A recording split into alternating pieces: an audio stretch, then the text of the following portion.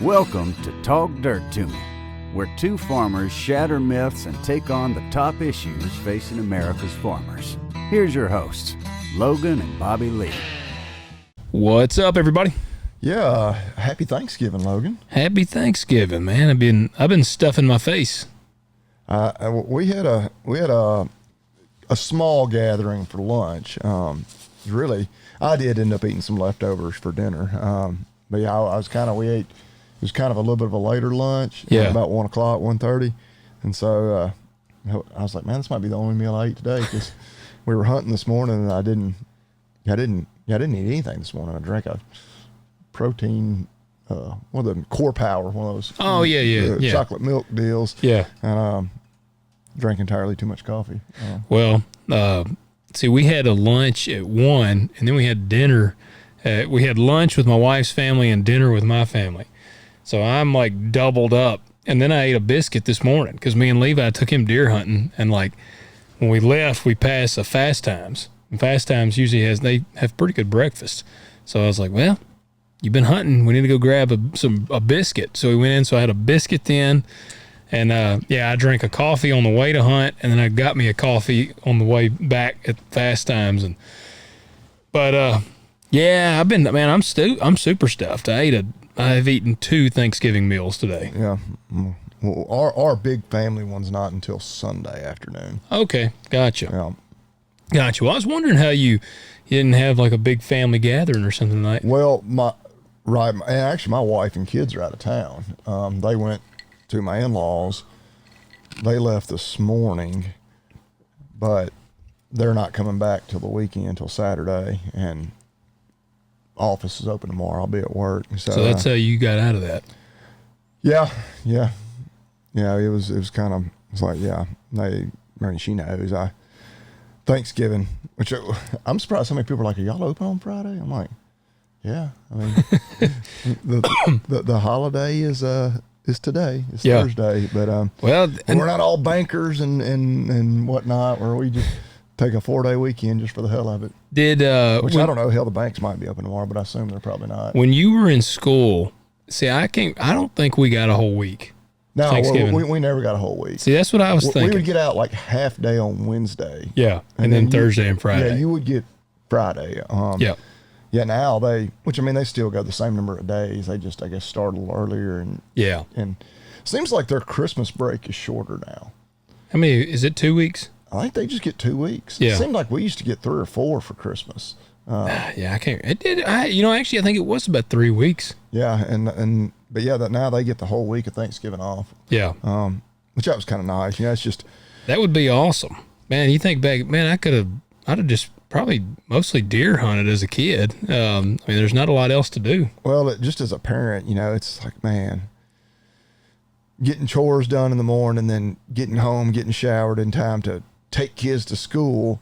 Then when school's in session now, it's like at least 2 or 3 nights a week we've got some type of activity. There's a basketball game for my daughter to cheer at, or which I guess is Levi playing rec basketball. He is. Yeah, so we have our rec basketball practice on Tuesday nights. I think that's when ours are. And so it's like, and every now and then it's worked out where the middle school is playing in the main gymnasium while my son's practicing, immediately next door. So I'm like, well, this is great. Kill 2 birds with 1 stone, man. Yeah. But the last week or 2, that has not worked out. So it's just been me hanging out at his basketball practices. So just to have a week where it's like, I just have to go to work today, and then I go home and of course hang out. Started watching Christmas movies. What'd you watch?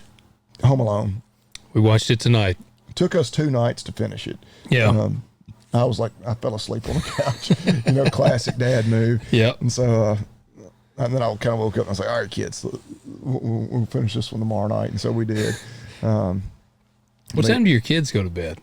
Like on this week, like out of school? Oh, like 9:30. Yeah. Later than I want to go to bed. Yeah.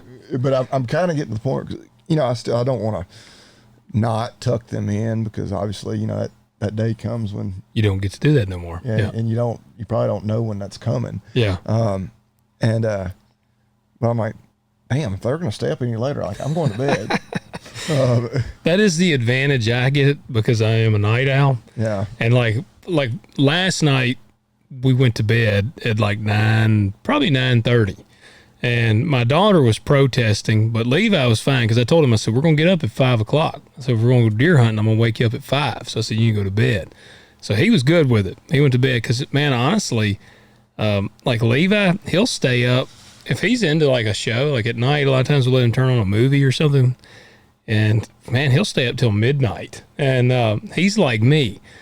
Emerson is like Marcy. She will like, the moment she gets comfortable on the couch and we start watching something, you look over, she's asleep. Yeah. But now I can stay up forever.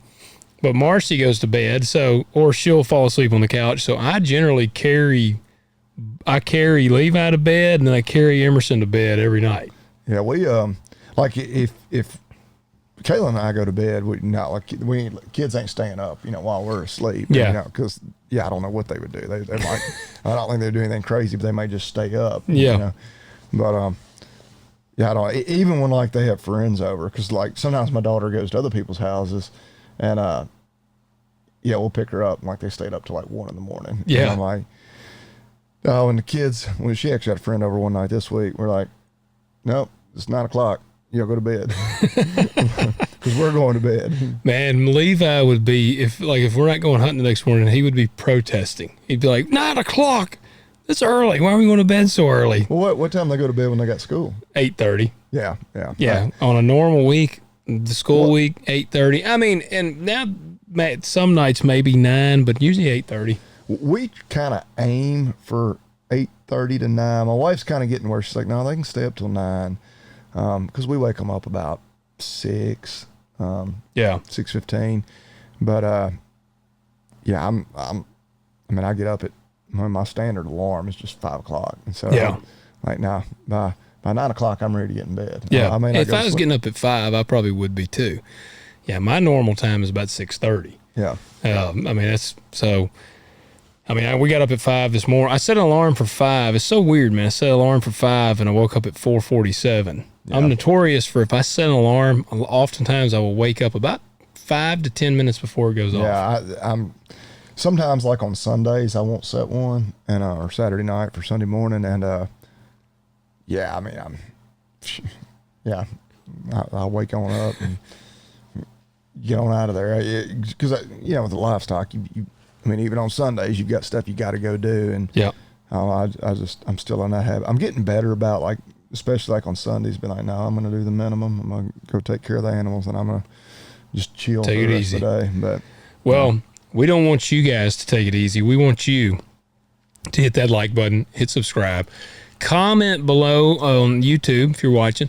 Let us know what you think of this episode, and let us know if you ate some good food. Tell us some of your favorite Thanksgiving feasts that you had. Also, if you're watching or listening on Spotify or Apple or anywhere else, leave us 5-star ratings. We want 5-star ratings, and we want you to hit that follow button. Drive up our subscriber count. Just help us out.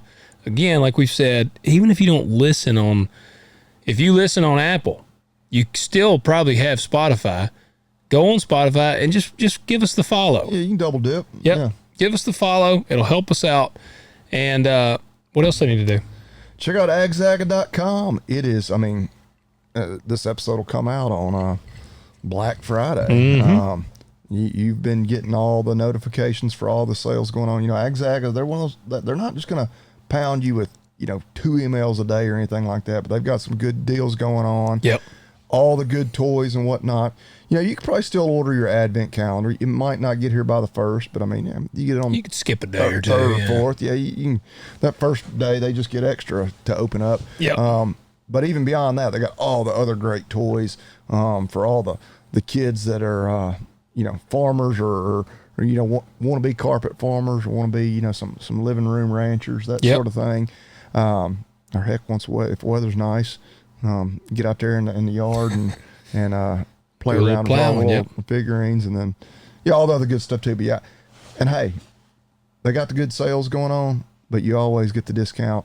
Talk Dirt 20. That's $20 off that $50 minimum order and free shipping. Yep. Do it. And 2 other things. Go to talkdirtpodcast.com contact page. Submit your questions on there, guys. We love the questions. It can be about anything. It could be about row crop. What do you plant here? What do you do this? Cattle. What do you feed them this? How you do that? Or, hey, we watched this movie. They had farmers on there. What are your thoughts on that? We'll answer anything. And someone asked this question. They said, will your shirts be up available before Christmas? And the answer is yes. I'm going to work really hard to try to get them up. We've got to do our photo shoot of our merch, but us modeling them. I mean, that's right. But the merch is in. The shirts are in. We still got some hats. I got a feeling we're probably going to have to get more hats. I think we may have to get more, because I've had several people just that I know right here locally. They're like, do y'all have any shirts? I was like, we do. I was like, we don't have them available. They're like, do we buy them online? I'm like, yes, not yet though. Yes. So I don't know. When we post them, I bet I've had 6 people already. They're like, I want a shirt. Which we have 4 different designs. Yeah. And I don't even remember how many. We got shirts. Medium, large, extra large, 2XL. Is that it? Yeah, I don't even remember how many we got in each. I don't either. But yeah, you be watching for that. This is the first batch, so. This will kind of judge. I mean, we'll be able to see, okay, this is the shirt. All I got to do is text the lady and say, repeat that order. Or these particular ones, we want more. And then, I'm sure we'll come out with some more designs. They're very good shirts. They're very high quality. They're very comfortable. Like, we're shirt snobs. They're good shirts. They also, it's printed local. So supporting a local business as well. But, and they're really good graphics. It looks awesome. They're bright. Yeah, it looks awesome. So, guys, you will be able to get those before Christmas, assuming we don't just sell out in the first day or something. But we're going to create a shop page on our website, and we will let you know. We'll announce it on the show. We'll announce it on our socials everywhere that, hey, this stuff is up. But, yes, be watching. We're going to do everything in our power to get it up before Christmas. That's good. So let's see here. Yeah, well, one thing, we did the happy Thanksgiving introduction. I'm kind of I don't know if cantankerous would be the word, or contrary is maybe the better, when it comes to, Thanksgiving traditions. I always joke people like, you don't have to eat turkey. Yeah. There's a reason we only eat it once a year. I was sitting there on the couch, 'cause like I said, the wife and kids are gone. We're recording here at 9:30, so I had about 3 hours from the time I got home till I needed to head over here. And I just got thinking, I was like, so I went to Grok actually, and I've been using Grok a lot lately. Yeah, I asked it. I'm gonna see exactly how I phrased it. I said, do we really know if the Pilgrims actually ate turkey at Thanksgiving? It said the short answer is no. We don't have definitive proof the Pilgrims and Wampanoag, I'm probably saying that wrong, ate turkey at the 1621 harvest celebration that we now associate as the first Thanksgiving. It says turkey was likely on the menu, but it's far from certain, and it definitely wasn't the centerpiece the way it is today. The only 2 first-hand accounts we have, Edward Winslow's letter said the governor sent 4 men fowling so that we might, gather for the fruits of our labors. And he mentions fowl, which, may have meant turkeys, may have been other birds. Yeah. And then William Bradford's later recollection did mention that the men killed wild turkeys and fowl, and that there was abundance of wild turkeys in that area. That's the closest we get to a turkey reference. Says what was definitely eaten was venison. 5 deer were brought by the Wampanoag, if I'm saying that correctly. Various fowl, it says likely including ducks, geese, and possibly passenger pigeons. But turkey is also plausible, but not named. So we ought to be eating deer meat? Well, yeah. If we want to be really traditional, it says fish, shellfish, and eel were abundant in that area and were staple foods. I'm going to show up to a Thanksgiving thing with eel. There you go. Yeah, and you can be like, this is way more traditional. Authentic, yeah.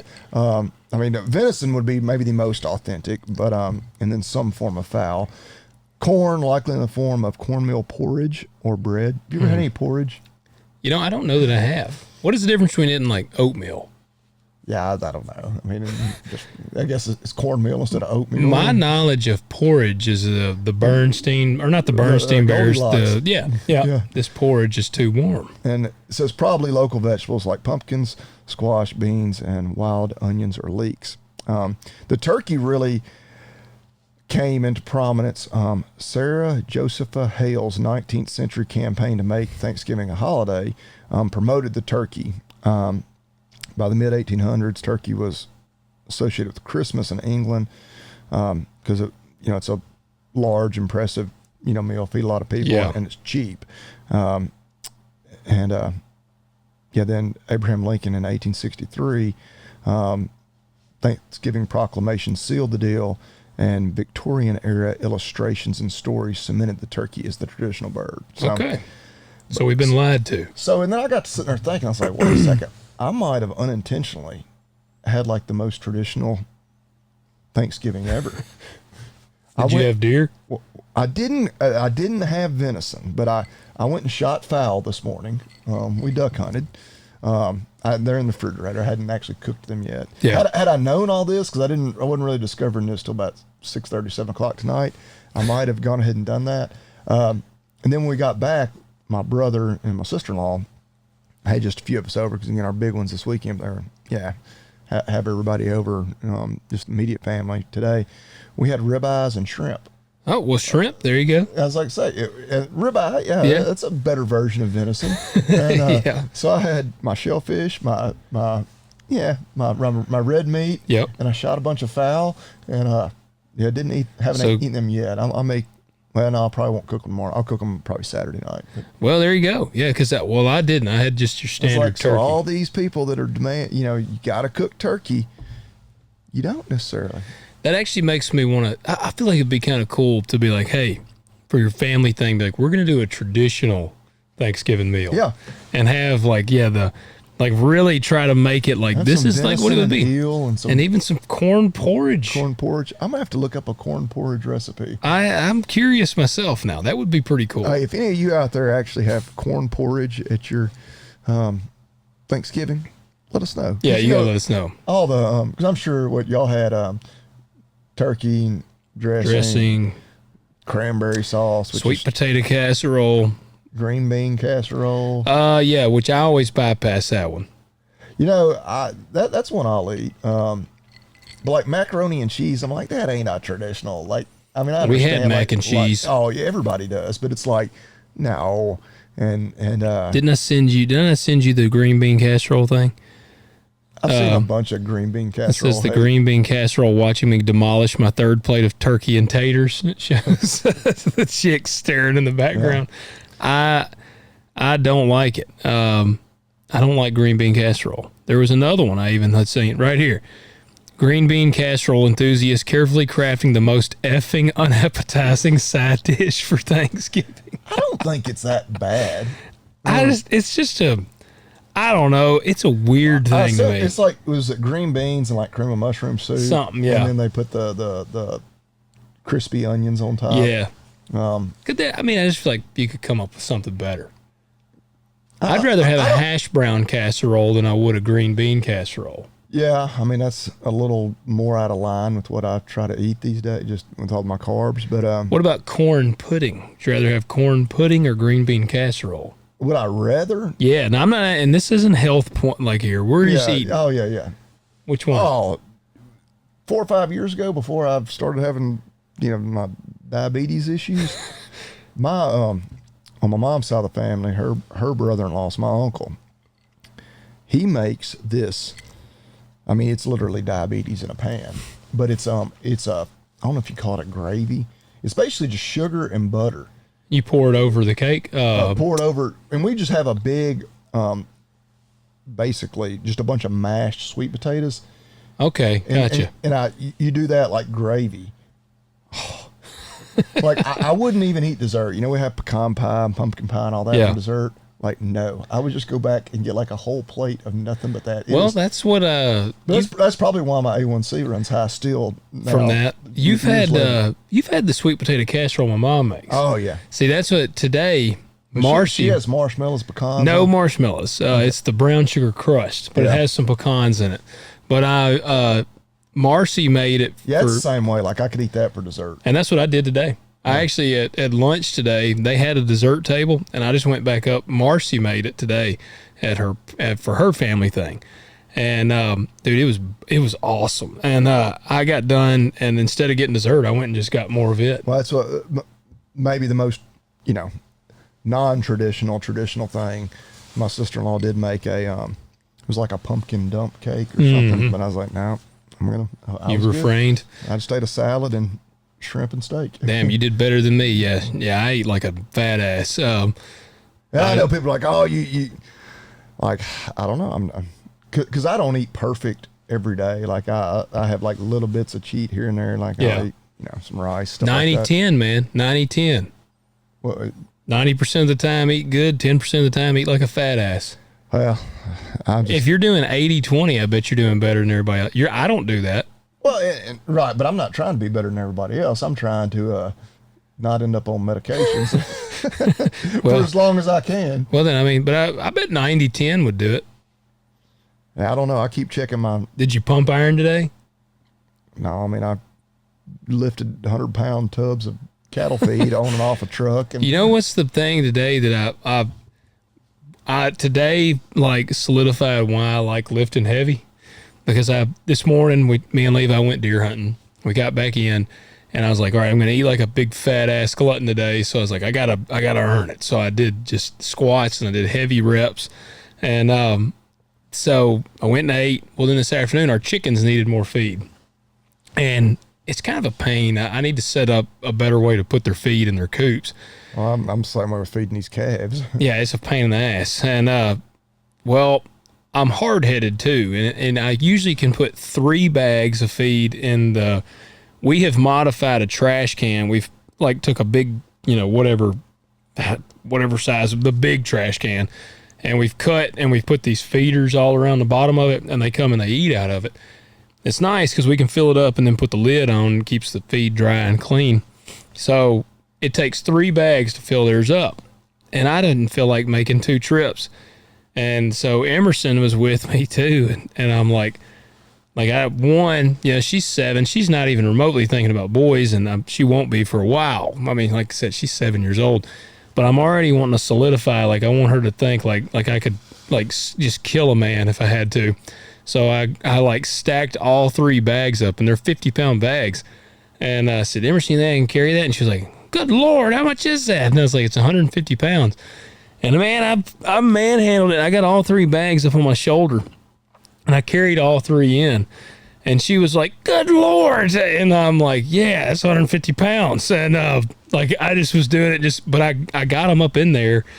But that's the stuff, because man, if that shit would have, it was heavy. It was heavy, but if I wasn't pumping iron, I don't think I could do it. Yeah, I'll do 2 at a time. And then, when I'm carrying feed sacks, of course we get cattle feed in bulk, and sometimes I've got my feed bin right there close by, but like right now, I'm just because of where they are in pasture and whatnot, I'm carrying about 400 pounds of feed every day. And so I just take those plastic tubs, that protein comes in, which those are 200 pounds when they're full of the protein. But they'll hold about 100 pounds of feed, and I fill 4 of them up and put them on the back of the truck and wrestle them around.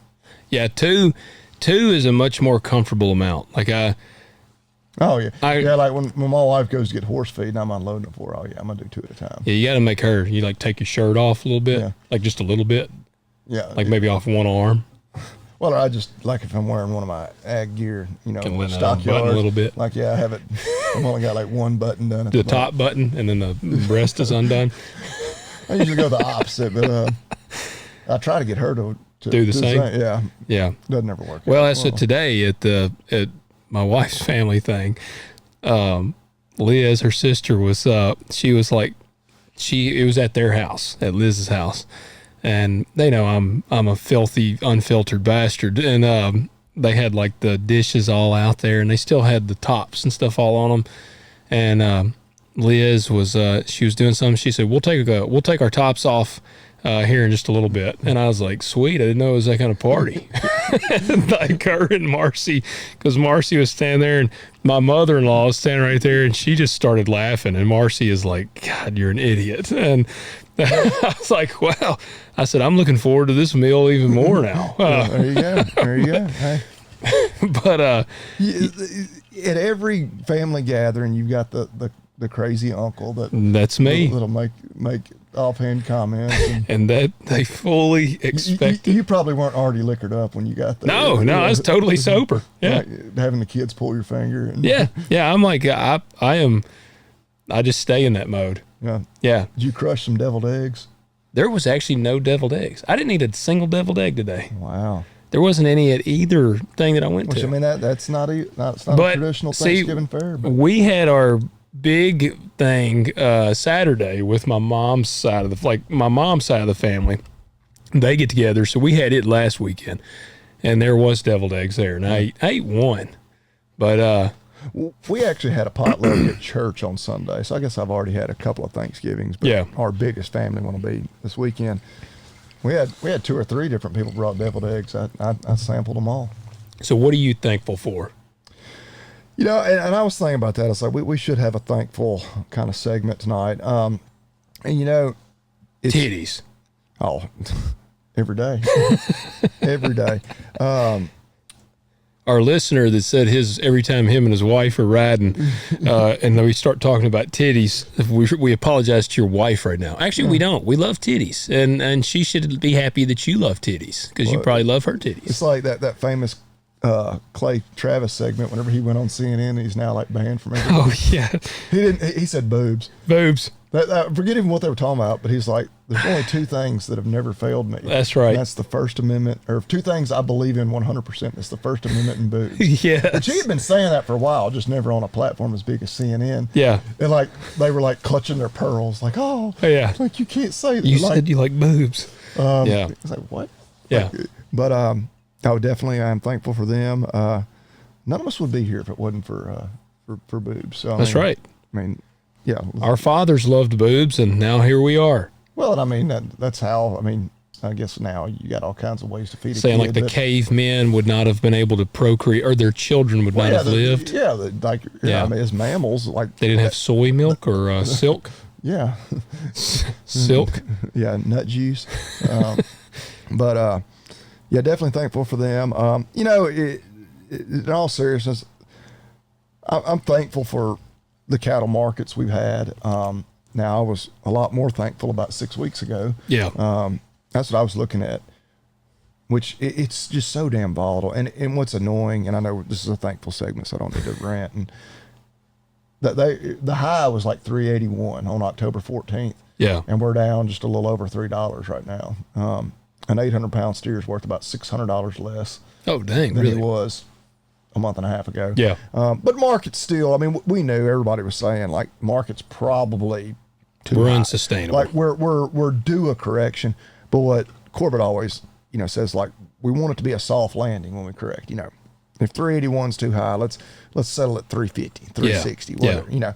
Let's kind of plateau off. Let's not peak and then just come back down to the valley. And unfortunately, which cattle prices are still better today than they were a year ago. Yeah. But yeah, for those of us that were buying calves, I didn't buy any at the absolute high, but I wasn't too far off, and now I've still got those calves, and yeah, I don't know if I'm gonna break even on them or not, but yeah, I'm thankful for that. I mean, obviously thankful for my family.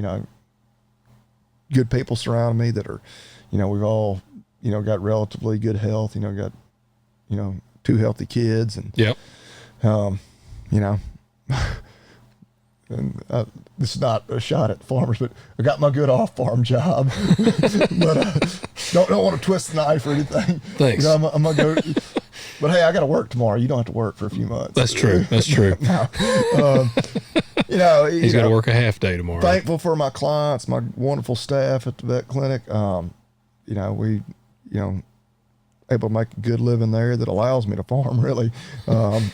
Maybe make it through the fact that I bought calves when they were really high and now they're not. Yeah. That sort of thing. Yeah. Just, hey, spent this morning duck hunting with my brother and another buddy, and we smoked their ass. I was thankful for that. There you go. What about you? Man, I'll tell you. Well, I'm gonna go. I'll actually go a different direction. Well, I can't disagree here. I am thankful for titties, but I'm also thankful for big booties. I'm a big booty man. I mean, those aren't mutually exclusive. That's right. Yeah. That's right. I don't want to leave those out. Long, beautiful legs. Yep. But I thought about this because, man, we've been in the grinder for 2 years now, and at the Thanksgiving thing today, one of the guys, he actually works for one of the retailers, and he's my wife's cousin, so he's my cousin at this point. But and he's a great guy. But he was like, man, I bet you're glad to put this one behind you. And I said, yeah, I just got to figure out how to put it behind me. I said, because we ain't through it yet. And but I got to thinking. One, I'll tell you, this is a weird, morbid grateful, but I am grateful that I am not in the grinder alone. Hell, every farmer that I know is sucking hind tit right there with me. But I'm also grateful because I got to thinking, I'm like, man, like, let's say worst case scenario. I don't foresee this happening. Let's say worst case scenario, like there was no way out and I had to just get out of farming. Man, I got to thinking, I'm like, man, this is my 11th season of like growing my own crops. Like I've had my own equipment. I remember as a kid playing with a combine. Like I had all kinds of tractors and stuff. Tractors and combines. I even had a little toy track hoe and different things. Dude, I remember thinking as a kid, man, I'll never be able to have one of those of my own. Like I'll never be able to afford one of these. And I got a tractor. I got a combine. Like I look at the stuff and I'm like, man, this is just, it's pretty wild. Like I'm 34 years old and I've been able to grow my own farming operation. So I'm honestly thankful that I've been able to do that for 11 seasons now. And I do hope to continue to do that for many more seasons. And I am an odd guy in the sense that typically I enjoy chaos.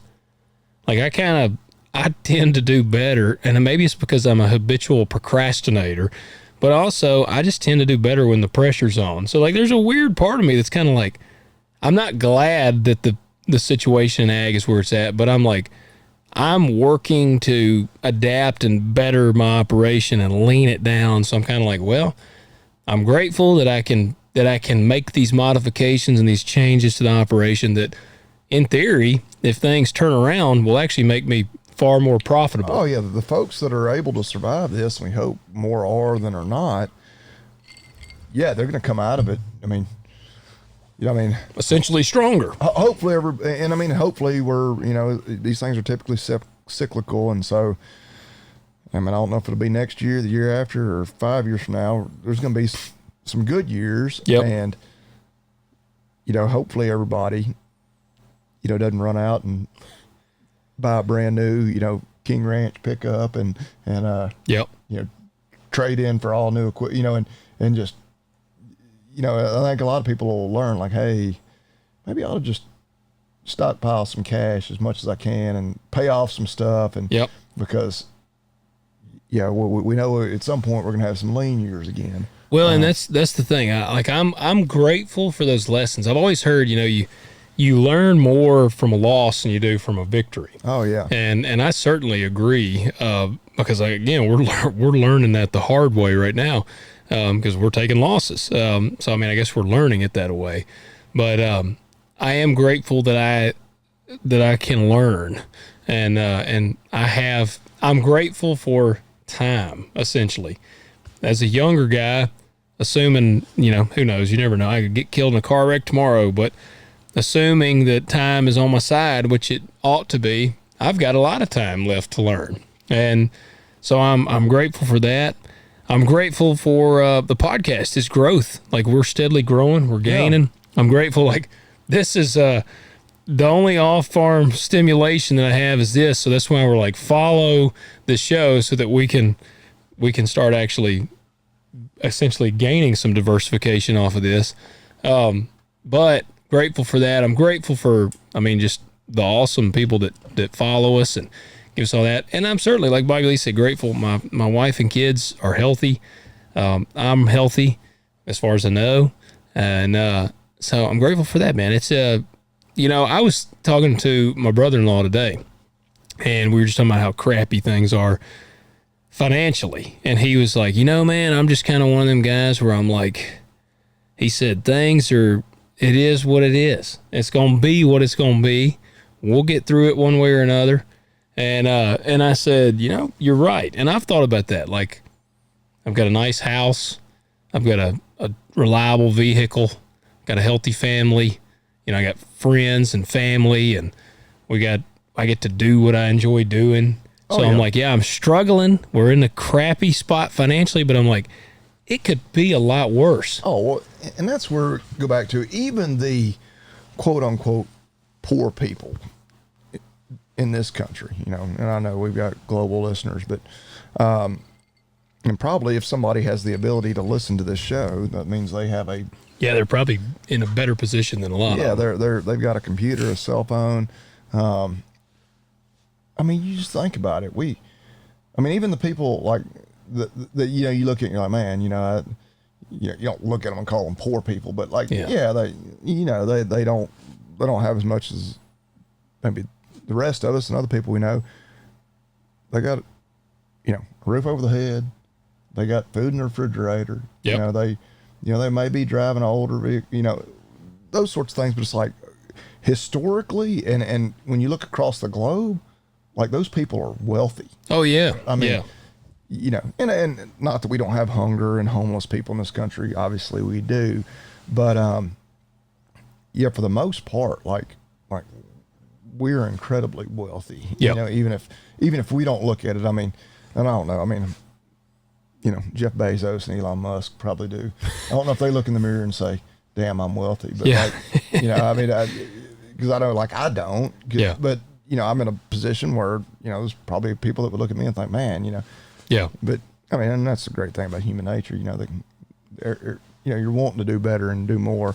But yeah, we're so, well, like I don't have to worry, am I gonna be able to feed my kids a week from today? Yeah. And again, thankfully for the most part, people in this country are very much in that same position. Yeah, they may have a lot of debt, may have other issues, and may have to be working, around that, and that certainly creates stress and I don't know, but we and sometimes I wonder, do we work ourselves too much in this country, in some ways, and I wonder if I do that to myself, because I think sometimes like, man, we could lean back a lot of stuff we do, change our lifestyle a little bit. Yeah. And I could work a little less. Would that be better? No, I don't do well with free time. Me neither. I'm not gonna. Well, if I did just convince myself, no, just pick up a hobby. Yeah. Like, those are expensive. Golfing, fishing, whatever. Yeah. They are. Yeah. Well, they are. And there was a old video or something I saw, or it might have been like a list of images. And the first one shows a dude in like a Ferrari, and this was like a cartoon. And I might kind of butcher it, but the dude is in a Ferrari, and he is like, damn, I wish that I had so-and-so. And then the next image is somebody in they're like driving beside the guy in the Ferrari, and they're in like an old crappy car, and they're going, damn, I wish I had that Ferrari. And then the next one is a dude on a bicycle looking at the old crappy car saying, damn, I wish I had that old car. And then the next one's a dude walking, looking at the dude on the bicycle, and he's like, man, I wish I had that bicycle. And then it keeps going, and it's a dude in a wheelchair looking out the window at the dude walking, and he's like, man, I wish I could walk. Yeah. And so it kind of like, it's like, man, you got to, oh yeah, what you have, I guarantee you there's somebody that would be really grateful to have what you have. So I try to remind myself of that because, look, it's like, man, yeah, we're struggling. But like I said, I got a nice house. Like, I'm struggling in a good place. Yeah. So So it's hard to. If you're going to go inside, you got the heat running. Yep. I mean, yeah, roof over your head, Yeah. I mean, we're very blessed. And I think if you really sit back and like take stock of what you have to be grateful for. I mean, obviously both of us would agree, like our faith is something we're very grateful for, because that can pull you out, man. It's like when I get super stressed, man, I have the ability to pray to God, and it can lift that off of me. I'm certain the same with you. Yeah. So, I mean, they're thankful I had parents that raised me in church and kind of instilled that in me from a young age, and I've never known any different. But it just, when you really sit back, like, okay, we got a lot to be thankful for. Yes. Even though, and I'm a big believer in, never being satisfied, but it's kind of a fine line there between being thankful and recognizing, okay, I've been, I got a lot to be thankful for, and also striving for more. Yeah. Yeah. And I don't think there's anything wrong with that. But yeah, like I said, I think there is a fine line. So there you go, guys. Let us know. I'd love to hear what y'all are thankful for. Comment below. Reach out to us. Let us know if you're thankful for us. Yeah, that's good for me to have that kind of pep talk, because I already know, like, going into work tomorrow. And again, we will be slammed tomorrow, I'm pretty sure, because I already know the schedule's full. Yeah. And we weren't open today, of course. And then tomorrow being a Friday, Fridays are always chaotic. And there's going to be a moment tomorrow, probably a dozen of them, where I'm going to be like, son of a bitch. Yeah. I can't catch up. We got 14 people waiting to be seen. And of course, they're just wanting, they're there for me to help them, and they're there with their checkbook to pay you. Pay me to do it. And wasn't that, well, it was a while ago now, where I was in school just hoping one day I would be in that position where I could, be that person to provide that for them. What is the old, what's the little thing? I've seen this meme pop up a bunch on Instagram where it's like, it says something like, what a blessing it is to, what does it say? What a blessing it is to struggle for what you dream. Like, do you know what I'm talking about? Crap. I know the general sense of what you're saying. Yeah. And people ask all the time, like, hey, y'all staying busy? I'm like, oh man, we're too busy. And I'm always like, that's a good problem. It's a good problem to have. The opposite problem would be pretty bad. I'd be having to lay people off and, potentially close up shop, if we couldn't keep doors open because we weren't busy enough.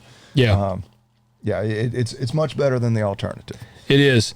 Yeah. Well, I can't find the meme I was talking about, but yeah, I mean, it was basically just saying, like, how nice it is that if you're stressed over, like, your job, but it's the job that you've always wanted, what a blessing it is to be stressed over what you dreamed about. Oh yeah. I've spent my entire school life until I was 25, almost 26 years old, working towards being able to do what I'm going to do tomorrow. And there'll be points in time tomorrow when I will be bitching about it. And if I'm not bitching about it out loud, I'll be like, internally I will be. Yep. All right, we got a couple of questions I wanted to get to. So Blake writes this. He wrote this actually on Instagram. He said, "Hey Logan, I bought a farm 2 Decembers ago that I somewhat grew up on here in Pennsylvania. I've got 20 cows now, and I make hay on the farm, but there's 3 old fields I cleared the brush and trees off, and I want to put those 3 into corn next year to feed to my cattle. My question for you is, what do I look for when deciding on seed? Kind of want to try 3 different brands because I like learning how things compete. One field is on top of a hill, other is a side hill in a big valley, and the other one is more bottomland. Land is poor due to bad farming practices in the past, but has been dormant 20 years now. Everyone around here either grows the cheapest Roundup Ready they can find, or they are so loyal to one brand that you can't get a good option from them. I am looking for Roundup Ready. I am willing to spend the money if it yields good. I've listened to the podcast, and our climate is the same, oddly enough, other than the cold. We're about 3 weeks behind you other than the cold. We are about 3 weeks behind you due to the cold in the spring." All right, so where do you say he was? Pennsylvania. Pennsylvania, okay. So here's the deal. Poor land and corn is a tough combination. corn likes really fertile ground. Now, there's some varieties. There used to be a Terrell 17 BHR 49, if I remember right. This is actually the bag of seed, I think I've said on here before, that you could buy for $175 a bag back in 2017. And now an average bag of corn is $330 a bag. But that 17, you could plant it on anything. I think you could plant the floor in here and it would shell 135 bushels. Now, I know some people are like, 135 bushels. But one, you were paying $175 a bag. So you're paying significantly less. And it was like you knew it was going to shell at least 135. Now, it didn't have a top end. Like, it would hit 150 on really good ground. But it was just a corn where, like, I know that I can plant this. It was a workhorse. Yeah. It's like, I'm going to get some yield out of this corn. Things can be terrible. I'm going to get about 130, 135. You'd put it on all your marginal acres. Yes. So if you could find some corn like that, the problem that I like, all right, I know you said our climate is the same, and maybe it is, like, it's hard for me to, in terms of the rainfall they get. And Gotcha. It's hard for me to recommend a variety to you, being that you're in Pennsylvania, because there's varieties are basically bred kind of for your regions. But as far as 3 brands, I can tell you 3 brands that I use right now, because I use multiple brands. DeKalb is my number one. I use more DeKalb than anything. And 6835, it's a very bad to the bone variety. It is a racehorse. On poor land, I don't know how well it'll do. 6744 DeKalb is pretty good for just about any ground. I would probably tell you to try 6744 from DeKalb. I don't think they've done away with it. Once a variety is established and does really good, they usually like do away with it and come out with one that's supposed to be like new and improved, and it's usually never as good. But that one, and then Agrigold, I use a 645-39, I think. Let me see. I can actually tell you right now. And this one is what I was just talking about. It's a seed that, all right, it's it's 645-30. Agrigold 645-30.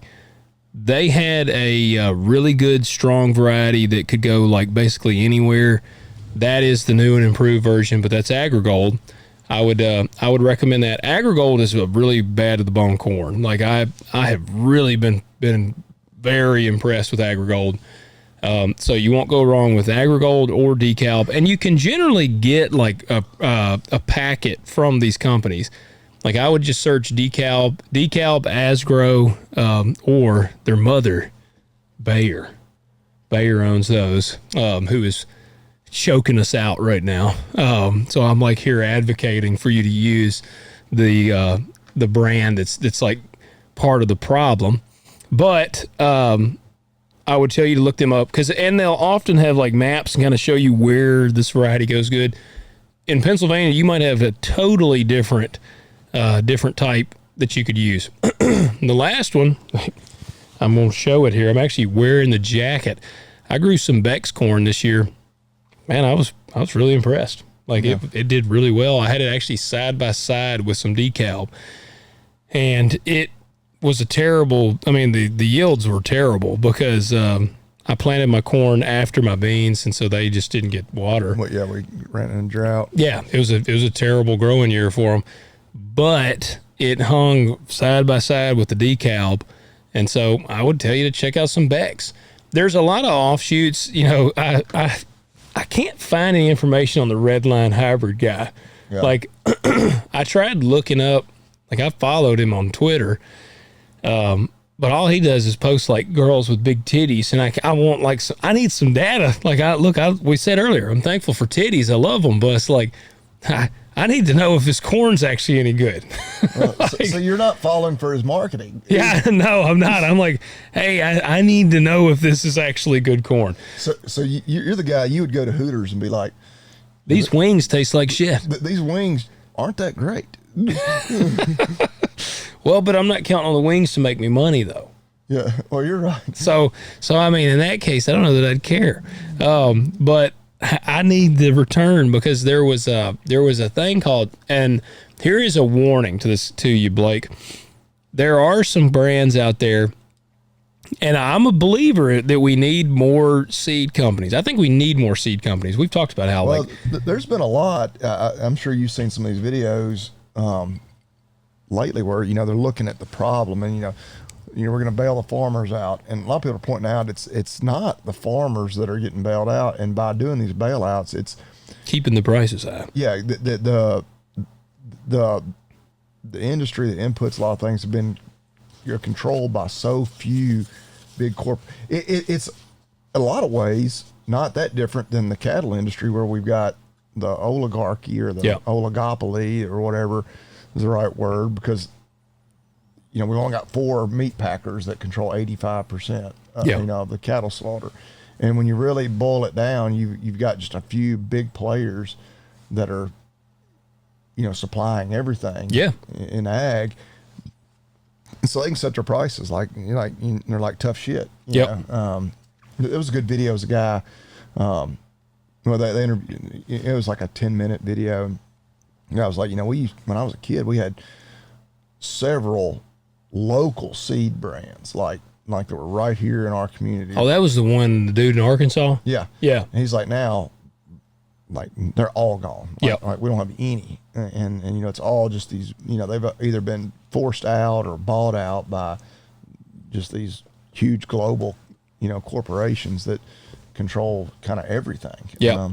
And see, and I'll tell you, like DeKalb and AgriGold and Beck's, and now Beck's is cool. Like I've been to their headquarters and I met Sonny Beck. He shook our hand. Like I thought that was really awesome. But all 3 of those companies, their corn costs $300 a bag. Yeah. I mean, their prices are about the same. Like none of those are like, you're going to look at the price and be like, shit, none of them are going to be really any cheaper than any others. You might find an occasional bag that's like $275, but you can't find one of theirs that's $175 anymore. Yeah. And now there was one called Hybrid 85, and it popped up on my Facebook. And so I talked to a couple of buddies about it, and they were like, it is absolute dog shit. Like they tried it, and one of them is one of our friends, and he said it was awful. Said it was like some of the worst corn ever. So and it was $85 a bag. Because when I saw it, I'm like, damn, that's super cheap. Well, we've talked on here before about, you mentioned the equipment where they ought to make a combine that's, cab, heat and air. Got your little Bluetooth radio, which heck, those are like $25. You can put one in there. Got all the basics that you need, but it's the base model or the economy model. Like it's just the workhorse, man. Doesn't have the heated and air conditioned seat and the built-in refrigerator even. And like just all that stuff. And it's like trim it way down and be like, this will get the job done. It's not as fancy. You wonder, and I guess it's because, you got these other, these huge, it's the same way with the meat packers, like, because a lot of people are like, well, why don't we get, and there's all kinds of regulatory red tape and whatnot on the meat packing side that kind of make it really tough on a small meat packer. But yeah, why can't you get somebody to be like, look, this isn't a racehorse corn. It's whatever. It's not as good, but it's, 90%, whatever. Yeah. And it costs half of what, they've got all this, they just keep jacking the price way up. Yeah. And, but I don't know. I mean, I'm sure it's easier said than done, or somebody would have already done it. Some of the corn that I bought this year, it costs $330 a bag. I remember. And how many acres is a bag plant? 2.5 acres. Yeah, you can get about 2.5 acres. Now, our friend Matt Griggs, he's been advocating for farmers to cut their population back like 1 to 2,000. So you got $130 an acre just in the seed. Yep. Just the seed. Not the fuel and everything to put the seed in. What is 175? Oh, it's going to be half that. I was going to say, what would that be? $70 $70 an acre. So, see, if I could get if somebody could come out with a corn and they're like, look, man, this corn on like your best ground, this corn's probably going to shell 150. On your worst ground, this corn's probably going to shell 130, but it's going to cost you $170 a bag. I would be interested in that corn. I would plant some of that corn. And I'm not saying I would never plant any of the, because like DeKalb 6835, I mean, I grew some of that 3 years ago, actually now I guess was the first year you could get any of it.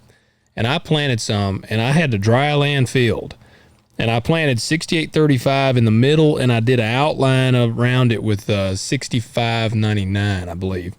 And that dry land corn averaged 230 bushel an acre. The part with 6835 probably was averaging close to 300 bushels an acre. Like, it was the best corn I have ever shelled in my life.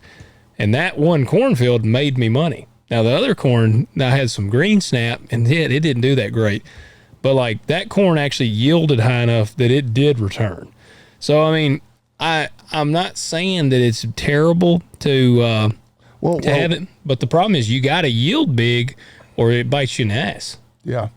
And again, with dryland farming, right, you put all that into a crop, and then when you just get a dry year, you lose your ass. You know, that there's a guy out there he grows 6422 DeKalb and 6835, and he was shelling consistently 300 and something bushels the acre with both of those, and it was dry land. I mean, now this is bad to the bone. He's like really got the fertility down, and he threw some heavy fertilizers to it. Like, see, that's not to say like you're chunking the nitrogen and everything to this corn. Well, and not that you shouldn't try that, you know, on some smaller plots, and you know, just to see, and maybe you stumble into something you can use more widespread. But the old analogy, you just want to hit singles and doubles. Yeah. You don't need every field to be a home run. Yeah. Like hitting singles and doubles. You don't want to be striking out or popping out. So if you're consistently hitting singles and doubles, you'll win. Yeah. That reminds me, there's a farming operation around here. They're a decent sized farming operation, nothing crazy, but they have a very disciplined marketing plan.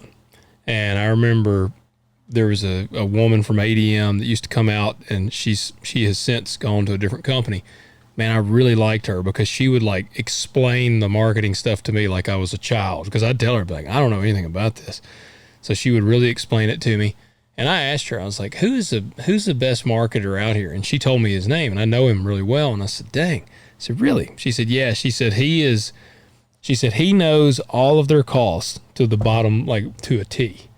And she, you know, there's always some like unexpected, like you have a breakdown, you can't, but like I'm sure they have an amount in there allotted for that. Yeah, figured into the budget. Yeah. But she said he knows what he's got to make. And she said the moment the markets get to a price where he can start to book a profit, he starts booking a profit. Yeah, he's not trying to hit a home run. No. He's like, no. He's like, if we make a little money, we're in good shape. Yeah. He's like, as long as we're selling at a profit, we will stay in business. Yep. And that's what, and she said he like does this much, like he has a process of chipping away at it, you know, and even my dad has actually always told me that. He's like, you know, don't just call, and, you know, the moment you see a profit, if you're going to book 30,000 bushels and the price immediately gets to a profit, I mean, you know, yeah, you could go, all right, hey, I want to book 30,000 bushels, I guess. But like, really, you want to kind of like chip away at it. Like, let's book a little bit here. Let's book a little bit here. And that's what this guy does. He starts booking it at that price.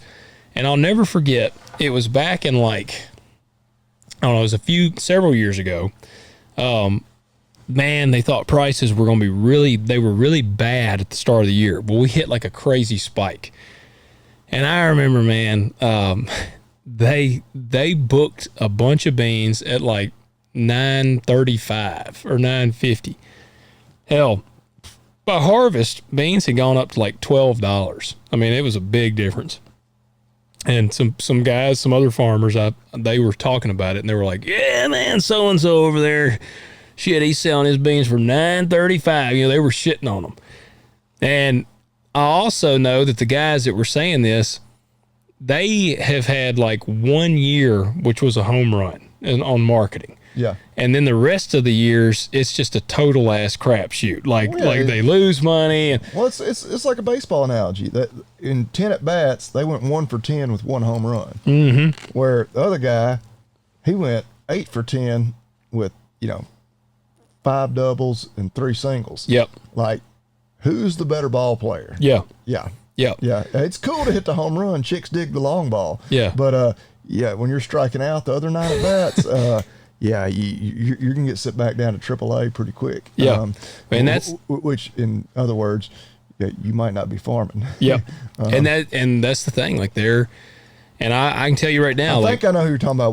We won't call them out, but yeah, they're not going anywhere. No, yeah, they're not going anywhere, and they're very, very well established. They're going to be farming. I confidently say, with uncertain times for everybody, they'll be farming next year. I'm not too worried about them. I would say that they're like everyone else. They're feeling the pain right now, but there's no thought in the back of their mind right now thinking, will we be able to keep going? Like they're like, well, yeah, we'll be able to keep going. So, man, that's what I would tell you. Those are the brands that I would check out. And I mean, do your homework. There might be another brand around there that's worth it. They'll try different varieties. Talk to some people. Talk to multiple people. I would say, as not a row crop guy at all, don't talk to just one seed dealer. Take one, try to get some unbiased input. Reach out to your extension, agents. Yep. Other farmers in your area. Yeah, and just because, like Logan said, there are going to be a lot of regional differences between West Tennessee and Pennsylvania. You may not even be able to get the seed, like the same seed in that area. Like, because a lot of your vendors, like our vendors here, like Helena and Nutrient and all them, they buy the seed to get brought to the warehouse that they know is going to be used in that area. Like they're not going to order if there's some variety that's really awesome in Illinois and the Illinois guys like it, but no one around here plants it, they're not going to have that in the warehouse. So I would tell you that. So Blake, I appreciate that question. Let me see. Before we get to our Made in USA, I was going to see what else we had. I thought we had some on Spotify too. Well, I had one. And this listener, he actually messaged me asking what the cocaine prices are going to be if we're going to have those slashed for Christmas. Yeah, and I told him, I was like, man, it's so, there's a lot of regional differences there. There is. It's just going to be, and some of these street dealers, they'll mark it up. I mean, they'll price gouge you, and so you got to shop that around. That's right, and we're close to Memphis, so we've got quite a bit of competition. Yeah, and if you buy in bulk, you get the Costco price, or you get the local convenience store price. That's right. You buy in bulk, you're going to save a little money. Now you got to be able to store that, and without it getting, you don't want to get any moisture in there. Well, and you just don't want to get the popo on you. That's true. Very true. Drive the speed limit. Be sure you got all your, you don't have a tail light out while you're hauling that stuff. But so I don't know his actual name because it was a YouTube message. But Dirt Pavement is his handle. He's got a YouTube channel. I think he's wrote to us before. So it's pretty long, but I'll kind of paraphrase. Basically, because he said he didn't want to write his life story, and then he proceeded to write his life story. Yeah. No, he didn't. Just poking at you. But basically, new to ag, he's been doing some hay, basically mowing like some ditch banks, which I know from some of the YouTube I watch. That's a little more common up north. He's in Minnesota. But he anticipates the opportunity to buy some more ground in the next few years that he wants to, just grow his hay operation. Yeah. Not wanting to be one of these poor corn farmers or anything like that. But and he's just worried because he's got some customers right now, but he's relatively small. If he were to triple or quadruple his operation, basically his marketing, which he said he's had a lot of luck basically using word of mouth and like Facebook Marketplace. Yeah. Which, I told him, I was like, actually, that's a pretty damn good start. Like, yeah. If you weren't already doing that, I would have said, probably word of mouth means as much as anything, which I think he's doing small square bales, so that's primarily horse people. they're all crazy. One of the vets that would come and speak to us, I'm sure I've said this before, he always said, every horse has two assholes, one under the tail and one holding the lead rope. Yeah.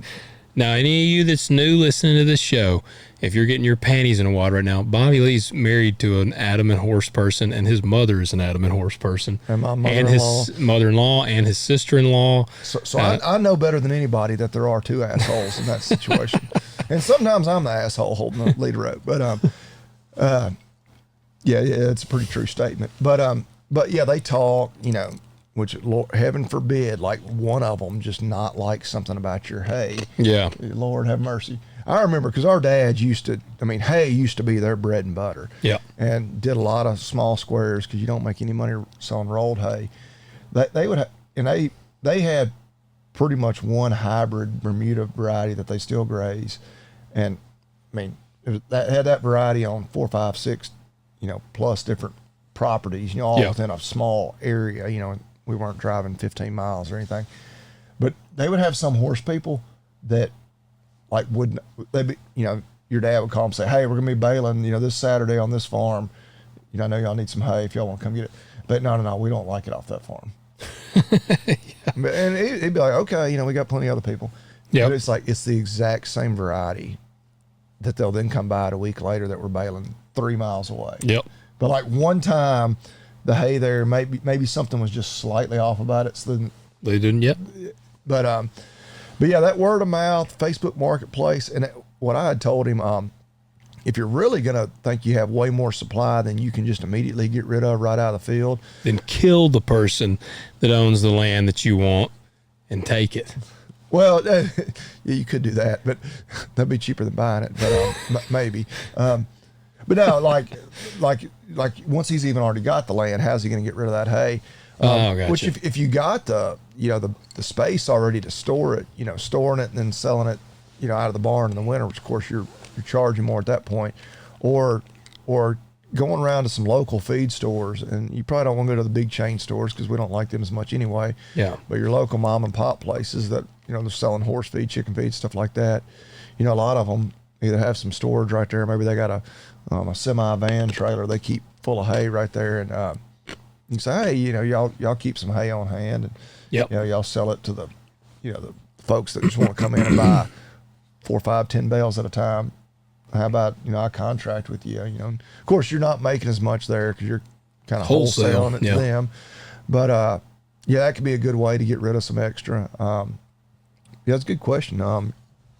Young guy just getting started in ag. We need more of that. We do. We definitely do. Good luck on the journey. Like I said, man, just keep your nose to the grindstone. All right, we got a couple of things I wanted to hit on Spotify.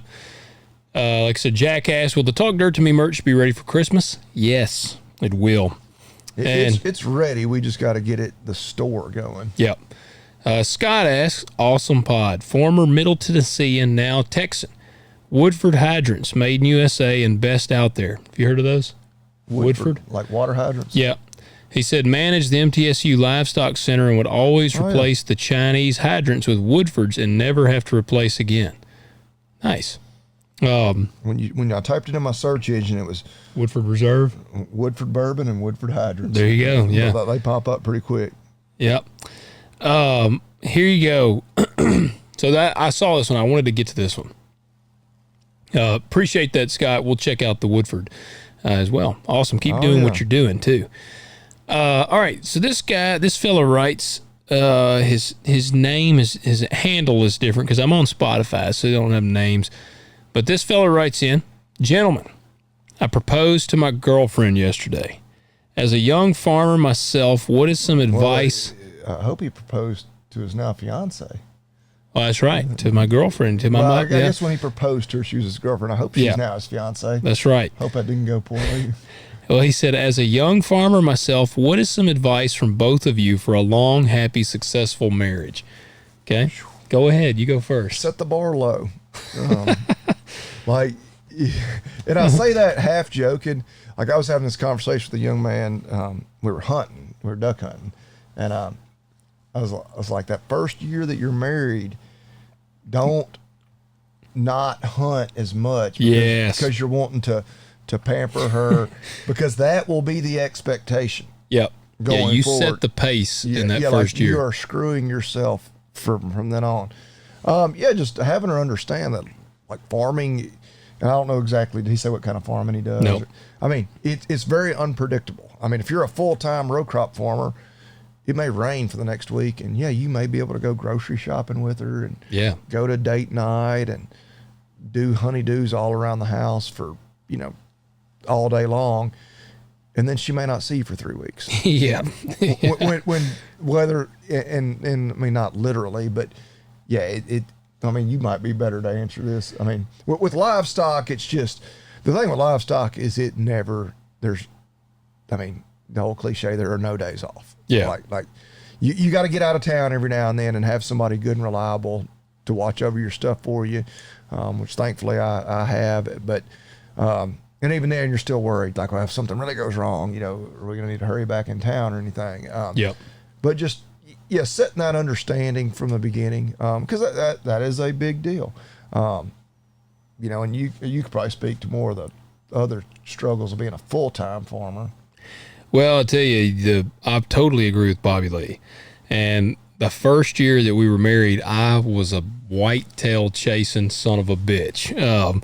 So, I mean, I hunted every damn day, morning and afternoon. Once harvest was over, I stayed damn hunting. And so I set the bar really well on the first one. It was really low. Yes. Like she thinks you're the greatest husband ever now. Yeah, because I don't hunt as hard as I used to. But, I hunted really hard. And I'll tell you, the farming was interesting because when Marcy and I got married, when we started dating, I was selling scrap metal. I didn't even have like a job. I was selling scrap metal. I'd help Dad on the farm. Hell, I had an agent in Memphis, so I was just all over the board. And so I was, I didn't have any money. I tell her that now. I've actually reminded her that. I'm like, when I'm obviously in the shitter right now financially. I'm like, hey, you can't be mad or upset about it, because when you started dating me, I was broke as shit. Like I was selling scrap metal by the pound to make money to pay gas, like to buy gas and shit. So, and she laughed. She's like, "You're right. So, we got married. We dated for 3 or 4 years, and then we got married. And the first year we got married in January. April, I bought our first farm and I left machining. So I left my stability, and basically we had to wait. I would have done it sooner, but I had to wait till we got married, because then I got on her insurance, because my wife is a nurse. So I went on her insurance, and I'm telling you, man, the first really probably 2 years were pretty tough. Like never to the point where I'm like, damn, we're not going to make it. It never was to that point. But the hard part was for her was, like she came from a family where they both worked very set hour jobs. And like her dad was going to come home. Her dad was always at home at this time, and he was always off on weekends. And her mom was the same way. She knew she was going to work this time and then be off then. And so when I went full-time farming, man, for the first year or two, she would call me and be like, when are you going to be in? I'd be like, well, baby, when we get done, we're trying to get done planting. I'm doing this, planting this field. Hopefully the first week of June. Yeah. I'd be like, as soon as we get this field planted. She'd be like, well, you hadn't been home. And we didn't have kids yet. And so she was like just sitting at the house, she's like by herself. And so I understand, like it was challenging. This was back when you had to get the Netflix DVDs in the mail. It literally was. You couldn't be like, just find some on Netflix and I'll be home alone. Yes. Yeah. So, that was, and like, for me, it was very much trying to understand where she's coming from. And so what you got to do is you balance it out by, like, when I was off, I made sure to spend a lot of time with it. Yeah. Like, it's like, okay, when we get the crops done, or it's going to rain a bunch, like, me and her would go and we'd eat lunch and go, spend the day together and do stuff. Like you you let her know. Like, I mean, it's, you know, it's not like I'm not going to work all these hours just to get away from you. Like, I still want to be around you and do stuff with you, but I come ride the tractor with me. Yeah, and we did that a lot. Actually, one of my favorite date nights, man, it's been several years ago, but we were trying to get done with harvest, and but we had a date night, like promised, and because we would try to do, that would actually be one of my challenges to you, is to do a regular date night. And we did that for a while. We have we got to get back on it. We still do one every couple of months, but that's not enough. My wife and I have been awful about it. Well, and it's easy to, me and Marcy. That gets really tough with kids. My kids are a bigger challenge there. Yep. And it's all because, all right, I got to secure somebody to watch the kids. Yep. And like my weekends, because that's usually when I have a chance to do it. It's like, well, we're going to be at a ball field this weekend or a horse show. Like, having a weekend where we don't have something going on. Yeah. But I would encourage you to do once a month. And we did that for a full, probably 2 years. We did a date night once a month. And when we did premarital counseling, like with our preacher, you know, you go through the... Oh, yeah, we did it too. And he was like, I really encourage you guys to date, go on a date like once a month.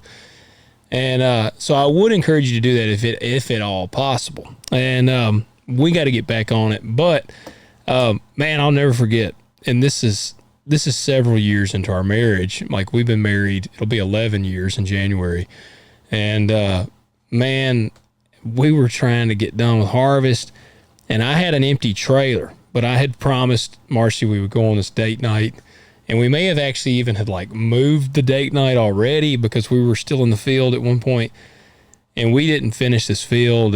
But I had promised her we'd go on a date. And so I was like, I'm not going to bail on this. So we went on the date, and I went and was like getting her, and we were just talking, and she was like, did you get done? And I was like, no, I still need to finish. And it was actually on my farm, like in Bolton area. And she said, well, do you still have an empty truck? And I'm like, yeah, we got an empty truck. And she's like, well, let's go pick up some burgers. We actually picked up some burgers from round 2. She was like, let's just go pick up burgers from round 2, and I'll just ride on the combine with you while you cut. Like, it's a date. We're still just hanging out. So I was like, hell yeah. So we picked up burgers, went and got on the combine and ate burgers in the combine. And then I finished cutting those beans. Yeah. And that's like one of the coolest date nights. Like, I'm doing 2 of my favorite things. I'm getting to hang out. I'm getting to cut beans. And I mean, I did do 2 of my favorite things that night. I got to cut beans, and then I did the other doing that night. I was about to say, I don't know if we need to continue the story. Yeah. So, but man, you just, look, men, we're mostly blockheaded physical creatures. We can come in, and you're a physical guy, but women, they need that emotional fill up. And and so even little things like, look, I hate washing dishes, can't stand it, and I don't do it a lot, but like sometimes if I've been working a bunch and I come home, man, I'll try to, if my wife cooks dinner, I'll just do the dishes. Like, it's little things like that. Well, hell, you made 2 dishwashers. I know. Well, Emerson actually likes to wash dishes. I've tried to. I'll tell mine. My wife will be like, the sink is full of dishes. She'll kind of get on to me. I'm like, Kimber Willis, love that dishwasher. Dude, Emerson likes to hand wash them. She's got the little scrubber. Kimber's gotten where she kind of does. And Kimber's kind of getting more like, she's like, how do you cook this? Like, and when I'm cooking, she's like, I want to help you cook. And I'm like, all right, let's do it. Yeah. 'Cause I enjoy cooking. Especially, grilling and that sort of thing. But yeah, that's kind of the advantage of them getting a little older, and make them start passing the torch. Yeah. But yeah, man, you do set the bar. I mean, we're not being assholes here. I mean, if you, like, the first year of your marriage, you're like, I'm not going to hunt a lot this year. I'm only going to just hang out with you over winter and stuff. Then you're going to have a hard time doing much hunting later on. You're going to get some hell. Yeah. Hunting in the field, whatever. I've gotten better about that, because course, again, I'm the part-time farmer, but usually on my day off, you know, when I say that, I mean just from the clinic. I mean, I hit it a lick in a lot of days. But if it is a rainy day or there just ain't much going on, I'll get back in the house because my wife works from home. Yeah, is nice.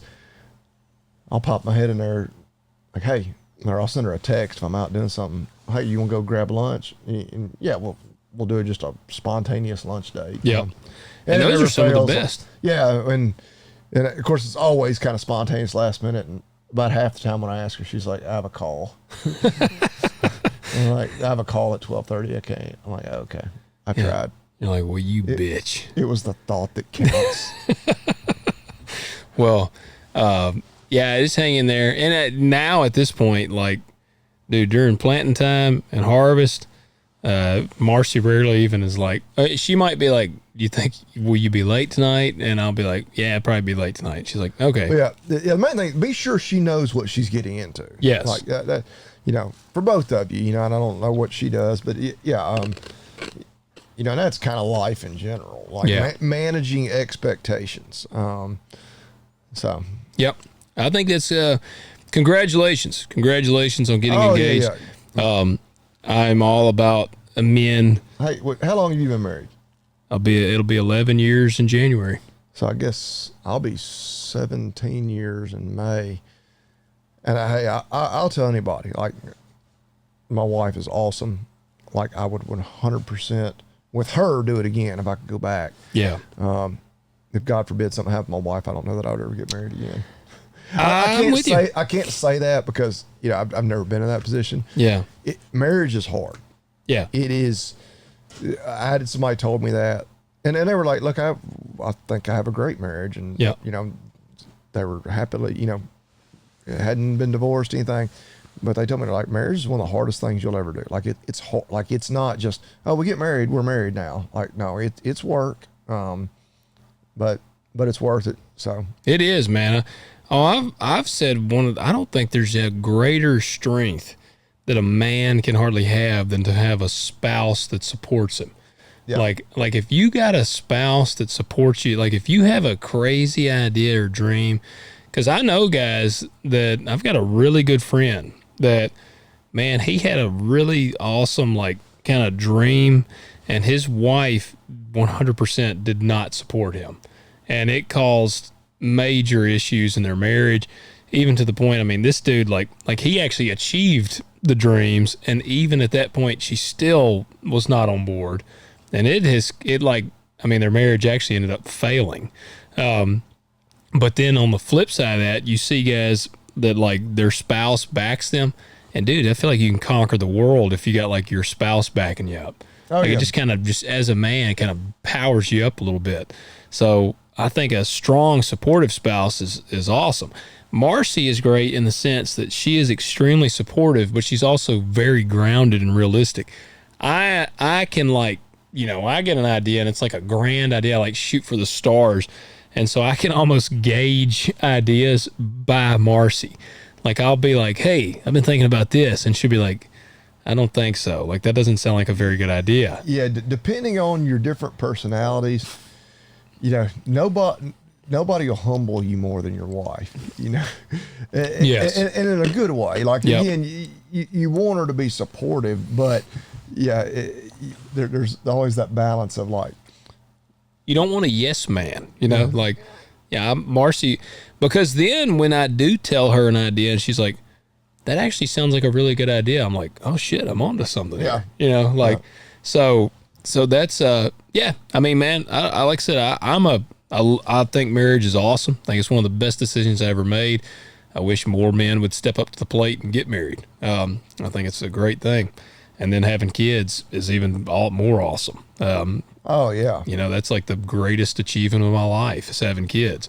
Well, I mean, like, as just mammals, not even as human beings, like, that's ultimately our purpose. It is to procreate so that the species continues. Yeah. I've kind of thought about that. I'm like, man. Yeah, the whole thing, you know, the collapsing birth rate and people, like, not wanting to have kids. I'm like, I mean, you can do a lot of great things in life without having kids, and obviously some people aren't blessed with even the ability to have kids, unfortunately.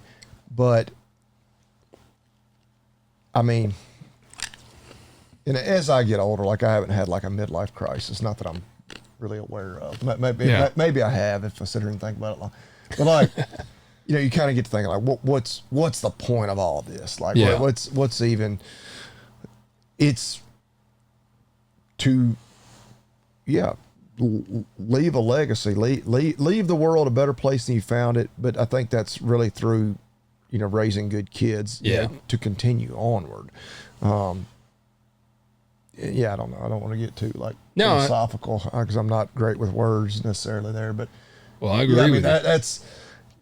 That's ultimately like because I don't want to say people that don't have kids have no purpose in life, but it's because again you can do great things otherwise, but I really think there's no. I mean, I tell my wife that all the time, and not that because my wife is very. I feel like, and this is not a novel idea. Plenty of other people said it. We I don't know whether you blame it on corporate America or whatever, that whenever 2 or 3 generations ago kind of tricked women into believing that they got to work the job. Yeah, you're more than a housewife. Like, you can work, like the whole feminist movement. And my wife is like very conservative, like anti, like the whole like crazy feminist thing. Yeah. But at the same time, like she is very adamant, like, no, I'm more than a housewife. I'm going to work. And I tell her all the time, the single most important job that has ever existed and will ever exist is being a mother. Yeah. I mean, nothing a man can ever do will compare to that. Yeah. Like I think we do need dads. I mean, you could point to the inner cities, and that's a big problem is you don't have 2 parents in a household, but like life goes on without dads. Like you just, we need to be there for one moment, to fertilize the egg, and life can go on without us after that. Yeah. But without a mother, this all comes to an end. Yeah. And I think, I'm getting way off track here. No, but I agree. But Harrison Butker, the kicker for the Chiefs, caught a lot of grief for that. Like, look, if your wife wants to have a career, you're a woman out there want to have a career, fantastic. But no, especially if you are a mother, nothing you do in your professional life will ever be as important as just being a mom. And I mean, we need good dads again too. I said that, but yeah, I don't even know how I got there entirely. But that's where I tell my wife all the time. I mean, my wife has a great job, and her income is not insignificant at all. But I'm like, the most important thing you can do is making sure, the kids are healthy and well taken care of. And again, I contribute there as well. But that's what I try. And I tell her that, and I'm not just trying to patronize her or whatever, but I'm like, no, like being a mother is more important than anything I will ever accomplish in my life. Yeah. Oh yeah, man. I think so. And if we got some listeners probably that are like, man, you might not be able to have kids. Cause unfortunately the infertility thing is rampant. And, I really feel for them. And I don't even know really what to tell you. I would just say, I don't know. I know we had a friend, he's passed away, but, he did a lot of youth baseball coaching. And him and his wife, they never had kids, and I don't know if they could or not, but anyways, he coached Little League or started coaching youth baseball. Like he always wanted kids, but they couldn't have kids. And so he just found other ways to, all right, I'm going to pour into these kids. I don't have my own kids, but I'm going to pour into these kids. I've always wanted to be a dad. So there's aspects where you still get to kind of. Oh, and we're getting way off track here. But yeah, and obviously, adopting and that sort of thing too. I mean, there's plenty out there that there is. And that's being a mother and a father just the same. It is. So do that. We went down this was a lot of talk. Hey, it's all applicable. We got kind of heavy. We did. I finished all my whiskey. That's where I think what made me go that route. Did you finish yours? I'm getting close. Yeah, we're both a little liquored up at this point. Oh hell, we had one drink. We're professionals. Yeah. Well, all right. Do you want to cue up the man? That's right. It's all on me to cue up the man. Again, congratulations. Wish you all the best in your marriage, and we're rooting for you here. And also, well, no, we'll wait and do that. Cue up the man here. I got a brand. I got a company here. Pull it up while you pulling that up. So I think I might have a hint what your brand's going to be. Let me start off with 2 words. Made in America. Was it? That's what I knew you were going to do. Yep. So I follow Logan on the Instagram. So yeah. I when I saw him post this the other day, I was like, I bet that one. I hear about it later this week. I want to hear more about it. If you don't follow me on Instagram, you're missing out on some of the stuff, because me, Bobby Lee, and we got a Talk Dirt to Me page as well. Dang it, what is going on with the internet? Okay, there it goes. So I mentioned at the start of the episode that me and Levi have been deer hunting and been going, and I actually got to try out some stuff called ScentThief.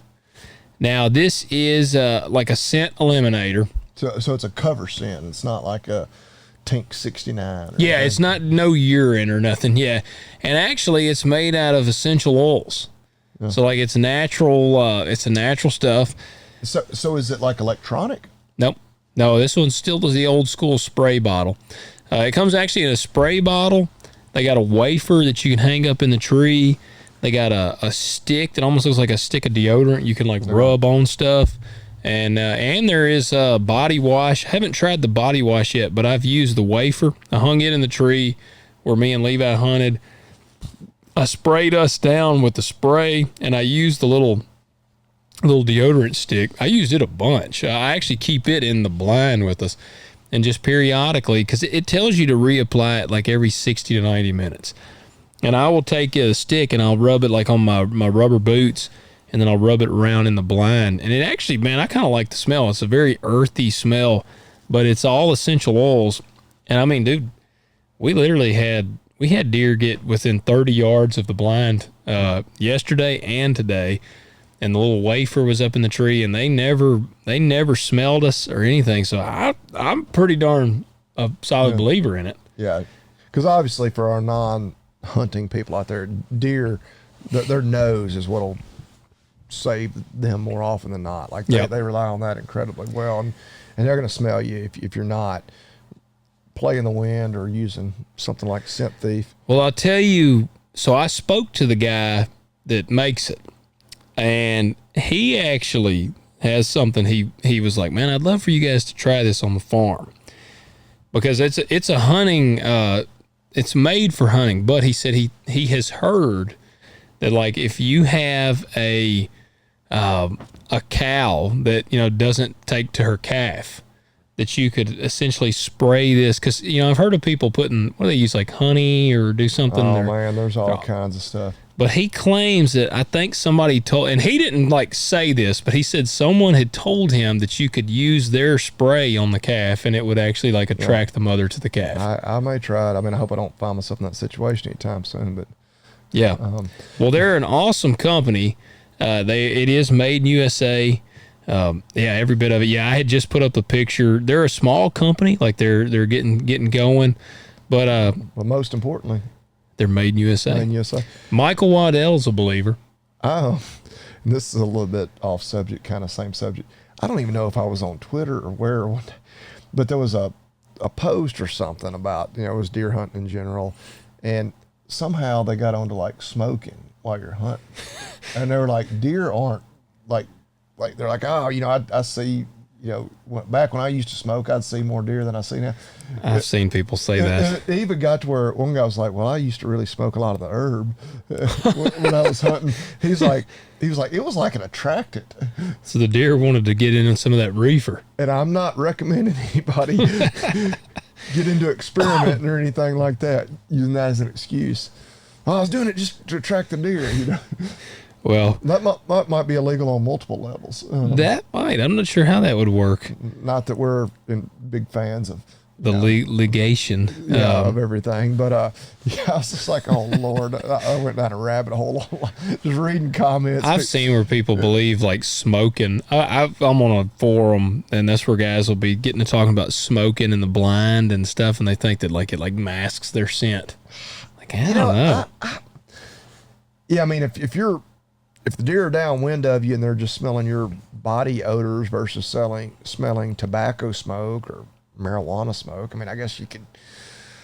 I mean, those are natural plants. I mean, I don't know that most of our deer have ever smelled like marijuana, burning tobacco or burning marijuana, but I don't think they're smoking a lot. You know, the crazier things, you know, have happened than them being attracted to that. But I've also, you know, of course, you've got the attractants you can put on, and we've all done that. If you've been hunting much, you know, you put spread little tinks on your boots. Yep. Number 69. Tink Wonder why they came up with that. I think it was just that they tried like 68 different varieties. I thought it was two deer 69ing or something. No, I'm sure it was just they tried 68 varieties. They walked up on a buck getting it on, man. He was 69 in the doe over there. I'm sure that probably had something to do with it. But but I've had times, and it's usually a little deer, but you'll walk in and you haven't put anything on your boots, and you know maybe you never have, so there's not even a residual from like last season. And like a deer will clearly be like following your tracks where you walked in. It's just in it, but it's usually a young deer, and he's a dumbass, and he's like, I don't know who walked or what walked through here, but I'm gonna go figure it out. Well, I'll tell you something else I see that ScentThief has. They got the wild wipes. So Bobby Lee and I have talked about, you know, using the wipes after you take a crap, and it says here, gentle on skin. It says body cleansing, hands, face, arms, etc. etc. It says simply apply to hands, body, or any area in need of a refresh. So you could wipe your butt with these wild wipes. I'll tell you, when it comes to, you know, and I know, you know, I don't know when toilet paper was invented, but I'm sure when it was invented, you know, when people started using it, they were like, how on earth did people ever wipe with a corn cob or with just, I guess like in the outhouse, they keep like an old magazine or newspaper. Yes. Right. They're like, this is, you know, life changing. Yep. I feel that way when it comes to wet wipes, wiping your ass. Like if I have to use just regular toilet paper, I'm like, this is filthy. Yeah. Like I need to go home and you're just spreading the poop around.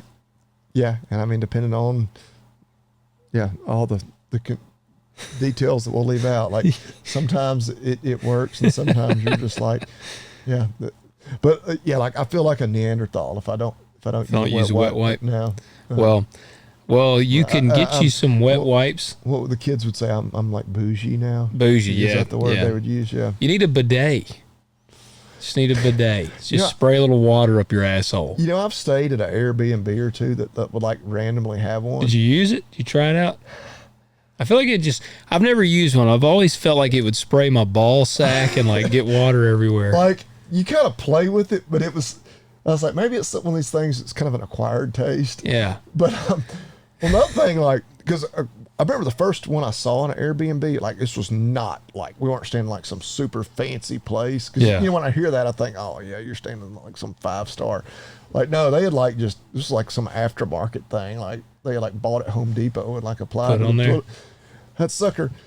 And of course I was like trying it out. Hell, it would shoot across the damn room. I was like, oh god dang, I'm making a mess in here. Like you needed to have your ass. So it gives you like a water enema. I mean, it's like a pressure washer, which I'm like, hey, I can understand where that's. So do you use that? Probably dial it down. Do you use that and then have to use toilet paper to like dry your ass? Buddy, I have no idea. Like I was a total amateur. I mean, I've just always imagined my balls and my ass would be like soaking wet. And then I'm not going to like just stand up and pull my pants up. I'm pretty sure this was cold water, and I guess I'm really bougie because I'm like... Yeah, I want hot water if it's going to do that. Well, we all know hot water cleans better anyway. Yeah. I mean, anyone wants to wash their hands with cold water. I sure as hell don't want to wash my ass with cold water. I've never understood the bidet thing. Yeah. I assume it's French, you know. I think so with that name, bidet. They're kind of gay anyway. They are, bidet. It's like a gay way of saying booty, bidet. But yeah... I'm just going to stick with, I use dude wipes, but I might check out the wild wipes. Yeah. Then if I'm going to poop out while I'm deer hunting or something, Yeah. Oh, heck yeah. So ScentThief, it's just ScentThief, like you think, all one word. And they're an awesome company. Like I said, I have been really impressed with the scent. And again, it's like essential oils, so it's natural stuff. So check them out. While you're doing that, you need to do a couple of things. You need to go to talkdirtpodcast.com, go to the contact page, submit your questions to us, and be watching. And we'll let you know as soon as we get the merch up on the website. It will be up in time for you to order before Christmas. I promise you that. Also, leave us 5-star ratings on Spotify and Apple, anywhere else you listen. And if you're watching this on YouTube, hit that like button, hit subscribe, and comment below. And agzaga.com. It's Christmas season. I mean, it's officially Christmas season when you're hearing this. Yeah. You got your Christmas tree up already? Yes. So I've said it before. My wife will not put ours up until after her birthday is 3 weeks before Christmas, and then my son is the next day. So she's always adamant about it's not officially Christmas. I was telling one of my buddies this. He's like, Jesus can wait. well, Jesus still gets 3 weeks. You know. That's hilarious. I think I have got her convinced because then when like her birthday comes, then it's like, I mean, it's literally 3 weeks, and I don't know. Kind of the older I get, the more I get in the Christmas spirit. Dude, me too. We've already watched Home Alone. We'll watch. But you don't have a tree up? No, like which I'm pretty. I guess I'll be another kind of pooped on the whole Thanksgiving thing earlier. I think after Thanksgiving is when it's kosher to put the Christmas We've tree up. always said that, but man, like you said, as I'm getting older, I said it was kosher, and of course, Jews, they do Hanukkah. They don't That's do right. Christmas. That's right. But as I've gotten sorry, older, Dan, I've done pissed Dan off. yeah, Dan, I'm the same. I actually get pumped up for Christmas now because my kids are getting old enough to get pumped I think up that's for what it. it is. But Yeah. I'm also a believer in, like, because there's some people here, like, after Halloween, they put theirs up. I'm like, you kind of loses some of the meaning then. Yeah, Like, that's too like, soon. hell, just leave it up year round, then it don't mean a damn thing. So I'm a big, like, today, I mean, we're sitting here recording. We got about 30 more minutes of officially left in Thanksgiving as we sit here. But like tomorrow is like the unofficial start of Christmas season in my mind. Yeah. We put our tree up about a week ago. Dang. Yeah, that's the earliest. Marcy has always been one of those that she won't put it up until after Thanksgiving. But both of us have been like, there's actually a part of us is like, man, this year has been such a kick in the teeth on farming. It's like, let's just go ahead and put the tree up. Let's just go ahead and like get some joy around the house. An artificial one or a real one? It's an artificial one. Now, there's Christmas tree farmers all over this country. Well, and I actually usually cut, because in the farm store, we always do our like harvest dinner with the crew. And I always just cut a tree off of one of our farms. I did that several years. Yeah. We would cut a little cedar. I enjoy doing that. It's just something cool about it. Here lately, I bought them from a local, source. But Yeah. because we covered that in one of our, in our first ever Christmas episode, how big of a industry the Christmas. Now, I'm a big. We're big. We're gonna do a real tree. Marcy does not want a real tree. Man. Yeah. I mean, we just did a made in USA. I bet that artificial tree was made in China, and you could have bought one that was grown right here in the U.S. Oh, I'm sure. Well, I will have one grown in the U.S., but it'll be cut off of one of my farms in the farm store. Yeah. So, all right, guys. We do hope you had a happy Thanksgiving, and if you're still celebrating Thanksgiving, we hope you continue to have a happy Thanksgiving.